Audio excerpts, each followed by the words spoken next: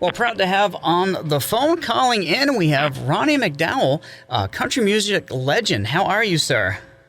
I'm doing unbelievably, wonderfully well, live and in color with you today. In color. Is this Technicolor or is this high definition? Oh, just Technicolor like the old days. Hey, so you're doing a big tour right now, press tour. It's the 40th anniversary of Older Women. It is. I'm doing that. You know, what sparked it, other than it being the 40th anniversary, it's had 130-something million views on TikTok. Yeah. Some boys called the Sheltons started doing it, and it just caught fire. I'll put that in perspective for you, and it's only a fact that Eminem's only had 80. So who would have thought that Older Women, and kind of sad note, too, because the guy that wrote it, a friend of mine, Jamie O'Hara, who also wrote Wandering Eyes and Grandpa Tell Me About the Good Old Days, he did not live to see, he died a month ago, did not live to see his song Older Women doing what it's doing worldwide. That's too bad. Yeah. That's too bad. I did. You know, it's funny that you brought up the TikTok thing because I recently saw that it's trending on TikTok. I don't think I'm cool enough for TikTok, but my wife is, and yeah, this is like a big song right now. Yeah, and all the kids. Yeah. This is the craziest thing. They're wanting to do videos with me because they see it. They see it on TikTok, and which is fine. I love it, and. You know, I've just recorded my new song called, and you know this phrase, we all know this, and I wrote a song around it. And as a matter of fact, just yesterday I got the blessings from the guy who coined the phrase, you can do it, Rob Snipe. That's funny. Yeah. So that's my new song, and I'll send it to you next week. Give it a spin. Oh, perfect. Absolutely. Yeah, I love doing that. So here at the station, we play everything from classic country right up to new stuff, but really focus more on the classics. And songs like Older Women, what I love about it is it still holds up. Well, speaking of that, my son, Tyler Dean, he's 30 now. He has a new version of it, which is a modern today version, and a new video that comes out in May. You're going to love it, and I think he's going to have a monster since it's doing what it's doing all over the world. I think he's going to have a career record. Now, has he always been interested in music, or is this something new to him?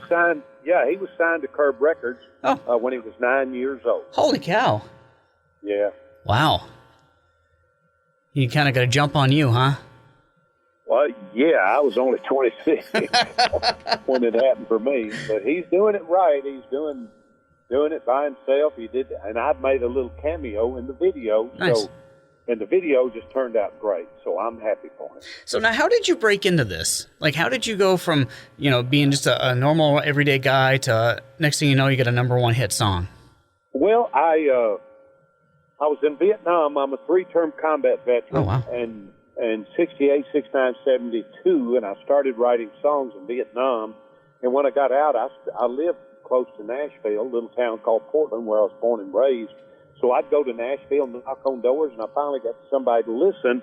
And I had songs recorded by Roy Drusky, Jeannie Shepherd, the Wilburn Brothers, Billy Walker, Porter Wagner, George Strait, and the list goes on and on. And that's one of my passions is writing songs. Mm-hmm. When Elvis Presley died, I wrote a song called The King Is Gone, which has now sold 6 million records. And that was your first major break into the charts. Well, I should say, I'm only telling you this again because this is what happened. In a week, it sold 1 million records. 2 weeks later, I was on American Bandstand performing it. Wow. It was #9 on the pop charts at that time. Wow. And so I was just kind of thrown into it, but I was prepared. Mm-hmm. I'd been working in clubs for 5 years and 5 shows a night, 6 days a week, so I was prepared for it.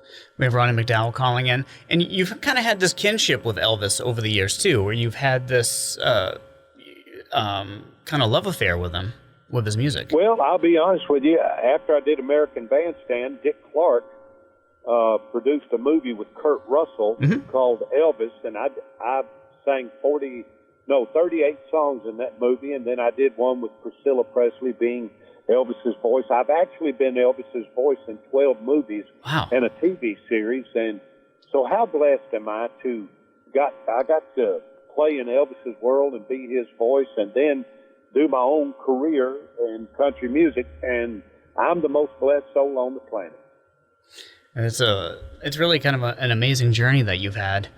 It's interesting as I was looking at your discography and everything, and kind of watching. I understand how music comes and goes, and you got this period of music and that period, and you got the Garth Brooks era, and Brad Paisley now and everything. But you were such a mainstay in the late '70s through the '80s. Yeah, I was blessed and just kept, recording really good music by wonderful writers, and some of them I wrote myself. And again, I tell you, that's why I tell you to this day, and I never give up. And it's like Mike Curb Records, he said, Ronnie, you know what I like about you? You never give up. And I said, well, Mike, if I do, it's over. Yeah. So now, are you still out on the road touring, even during this COVID stuff? Well, I'm at the beautiful Donahoe Hotel in Red Bowling Springs, Tennessee, which is 120-something years old. Wow. And I've been streaming there every Friday and Saturday night since the pandemic, over a year now. And it has turned into a new TV show called Music City Late Night, and I'm hosting it. Some of my guests is Gene Watson, Mo Bandy, Bill Medley of the Righteous Brothers, Deborah Allen, Billy Swan. So I'm having a ball doing that. And the end of the month, I go to Florida and perform at the Orange Blossom Opry. Then I go to New Mexico. So it's starting to trickle back, getting back on the road. Have you noticed, was it kind of shocking to you when we all had to hunker down and quarantine and everything and stay away from, because you're a performer. I mean, this is what you do. You lived your whole life on the road, and now you and I'm sure all your friends had to stay home. I didn't stay home. I was at the Donahoe Exactly. streaming live every Friday and Saturday night, and it was a welcome, unbelievable blessing away from all the craziness. That's fantastic. At least you got to have that opportunity to perform, which I'm assuming is the highlight of your day. Well, it was, and a lot of my friends didn't get to do that. Yeah. And this week, my guest is Ray Stevens and Shenandoah. So, yeah, I have call-in guests every weekend. Last week, it was Bill Medley and Crystal Gale. So, wow. It's just turned into something wonderful. That's fantastic. We're talking to Ronnie McDowell. Hey, one thing I didn't realize about you, I mean, I've been playing your music for an awful long time, but what a fantastic artist you are. Well, thank you very much, and I appreciate you saying that. To me, it's the right side of the brain, the arts and the entertainment. I've been a Disney painter now for 6 years, and when I'm not doing that, I do paintings for like George Jones, for instance, call me and ask me to do a painting of him getting a DUI on a lawnmower, which is one of the biggest selling paintings I've ever had. Too funny. Yeah. Too funny. So, yeah. I was on your website and I'm looking at your paintings, and first off, they're gorgeous. They're wonderful. Is this something that you've done your whole life, or did you pick this up later in your career? I've been doing it all of my life. In the first grade in 1956, I painted a big old red fire engine for my first grade school teacher, and I'm still doing it. And you get the one with Dolly Parton and Elvis Presley, which is a beautiful picture. Well, thank you. She and I did a duet together on my new album. Oh. And when I left the studio, she said, I always wanted Elvis to sing I Will Always Love You, but he passed away. So that gave me an idea, and Dolly's singing it for Elvis on a picnic in Dollywood. So inspiration. Yep. Now, I did notice that if you buy them online, a portion of the proceeds go to St. Jude's. Do you have a connection to St. Jude's? I do. I had a cancer foundation for children, and then I went to St. Jude's, and I gave them $10,000 that we had raised. And now, if people buy on RonnieMcDowellArt.com one of the paintings, a portion of that goes to St. Jude's, and always will, because everybody needs to go to St. Jude's. And I will tell you this story. There's a wall there with names of people who have donated. Frank Sinatra, of course, Danny Thomas, just everybody and his uncle. But one name is almost rubbed out, who was one of the biggest donators. People don't even know how. This guy was so generous, but his name is almost rubbed out. Who do you think that is? Oh, man. Give me a decade. Right now. Right now. Is it No, Donald? I mean forever. Well, let me just put it to you this way. Who's the biggest star in the universe ever? Elvis Presley, in my opinion, but... Well, that's whose name is almost rubbed out. Oh, okay. Okay, wow. Yep. He was the biggest donor, and people don't even realize that. Wow, didn't know that.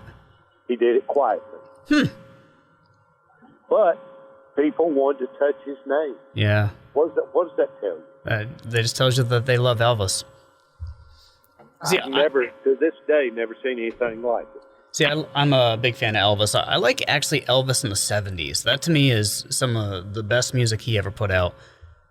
Well, and I'm a 50s Elvis fan. Okay. Because I grew up in the 50s. Yep. I do like the 50s stuff, but I feel like the 70s just gets missed, that people don't focus on it too much. Because obviously he had his big hits in the 50s. And just I felt like, his voice was so strong and he kind of found himself as an artist. Well, I just want to thank you for being like me, because I'm Elvis's biggest fan. Mm-hmm. And, it just amazes me. And by the way, I'm going to send you my new song next week. Yes. So make sure you play it. Yes. The Rob Snyder Blessing song, and I appreciate him doing that. You can do it. Absolutely. So, Ronnie, definitely send me that. I know that your guy Scott has my email address. I do want to play that. We had the new Tanya Tucker on when she released some new songs. Whenever, artists, I'd rather play you guys than the new country song that sounds like a rap song. I can't stand that. Yeah, I'm not much into that. But whether you like it or not, you got to acknowledge it because it makes money. Oh, yes, it does. And I know the evolution of music, but right. I would much rather have a new Willie Nelson song any day than something that's... Isn't it sad that we can't have a new Gene Watson record every 6 months? Oh, I know. Yes. I just love Mo Bandy and Gene Watson. Gene Watson's one of the greatest singers that ever lived in my book. Really? Is that one of your favorites? Yeah. Well, Hank Williams is my ultimate hero, George Jones. And I was on the road with my second dad, Conway Twitty, for 8 years. Mm-hmm. That must have been some times. Yes. I really appreciate you interviewing me. When you get Tyler's new version of Older Women, wear it out. Oh, absolutely. Well, Ronnie, thank you for calling in. I'm sure you're a busy guy, and I don't want to keep you, but congratulations on 40 years of Older Women, and looking forward to much more fun years of that song. Hey, thank you. Take care. You bet. Take care.